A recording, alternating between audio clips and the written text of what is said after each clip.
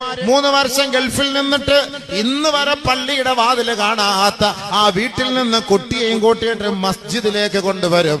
നമസ്കാരം എന്ത്, പള്ളി എന്ത് ഒന്നും അറിയാത്ത ആ കുഞ്ഞു പൈതൽ നമസ്കാരത്തിന് കൈകെട്ടുമ്പോ സഫിലൂടെ അങ്ങോട്ടും ഇങ്ങോട്ടും ഓടുകയാണ്.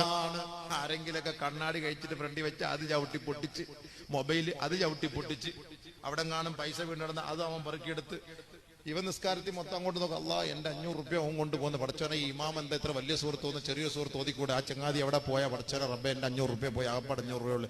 ഇവന്റെ ഫിക്ർ മൊത്തം 500 500 500 500. മൊബൈല് അടിച്ചു മാറ്റിക്കൊണ്ട് പോയാൽ അറിയാൻ പറ്റുമോ?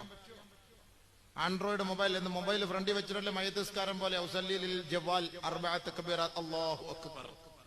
മൊബൈൽ കൊണ്ടുവന്ന് ഫ്രണ്ടി കൊണ്ട് വെച്ചിട്ട് നിസ്കരിക്കുക. മയ്യത്ത് നിസ്കാരം എല്ലാ മൊബൈലിലും മയ്യത്ത് നിസ്കാരം കൊണ്ട് ഫ്രണ്ടി വെച്ചിട്ടാണ്. ഈ വിസ്മയമില്ലാത്ത ചങ്ങാതിമാര് കുട്ടികൾ ഇതിലെ കൂടെ അങ്ങനെ കടന്ന് എടുത്തിട്ട് പോയ നിസ്കാരത്തിൽ പറയാൻ പറ്റുമോ? നിസ്കാരത്തിൽ പോയില്ല, സംഭവം എന്താവും?